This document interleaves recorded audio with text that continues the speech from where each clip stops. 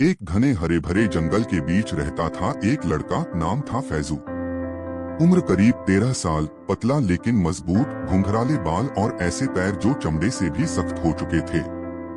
फैजू ने कभी स्टेडियम नहीं देखा था, कभी दौड़ने के जूते नहीं पहने थे। उसके लिए जंगल ही सब कुछ था। वही उसका स्कूल था, वही उसका मैदान और वही उसकी दौड़ की पगडंडी। हर सुबह जब सूरज पेड़ों के पीछे से झांकता, फैजू की दौड़ शुरू हो जाती। वह कीचड़ भरे रास्तों से भागता, गिरे हुए पेड़ों को लांघता और रंग बिरंगे परिंदों के पीछे भागता। उसके पास न घड़ी थी, न कोई कोच, न तालियां बजाने वाला, बस दिल की धड़कन और हवा की सनसनाहट ही उसका साथ देती।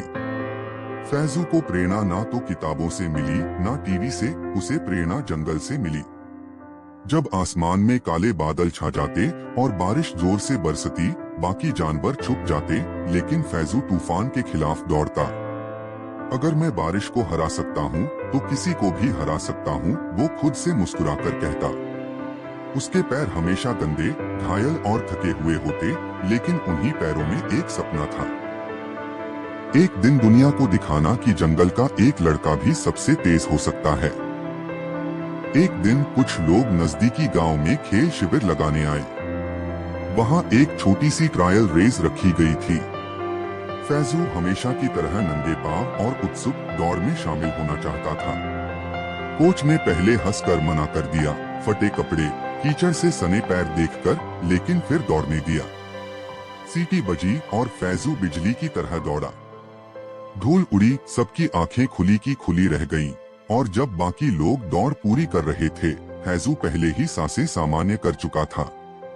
उस एक दौड़ ने उसे शहर पहुंचा दिया, जिला स्तर की रेस में, अब भी नंगे पांव। लोग उसका मजाक उड़ाते, लेकिन वो दौड़ता रहा।